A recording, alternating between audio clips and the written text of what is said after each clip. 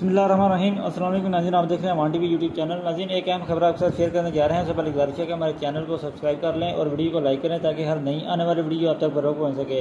नाज़रीन, बात करते हैं हल्का PP31 की, जहाँ पर चौधरी खालिद असर गुराल और अजनाला बरदरान में PP31 से PTI की टिकट के हसूल की जो सियासी जंग है वो कई माह से जारी रही। जानिब से जो सियासी तौर पर जो गर्मा गर्मी है और जो सियासी बयानात हैं वो दोनों जानिब से मंजर आम पर आते रहे, लेकिन अब सूरत हाल ये है कि ज़राए के मुताबिक अजनाला बरदरान जो हैं वो कल शाहनवाज अजनाला बाकायदा तौर पर प्रेस कॉन्फ्रेंस करेंगे और PTI से राहें जुदा करेंगे और बाकायदा तौर पर काफ़िले में शमूलियत का ऐलान करेंगे। और नाज़रीन, इस तरह ये PTI टिकट के हसूल की जो तमाम तर जो सियासी जंग है उसका इख्तिताम जो है इस सूरत हाल पर होने जा रहा है कि अजनाला बरदरान जिन्हें टिकट मिला वो भी अब दोबारा काफ लीग में शामिल होने जा रहे हैं। ये थी नाज़रीन अब तक की अपडेट। अगली तक के लिए दीजिए इजाज़त। अल्लाह।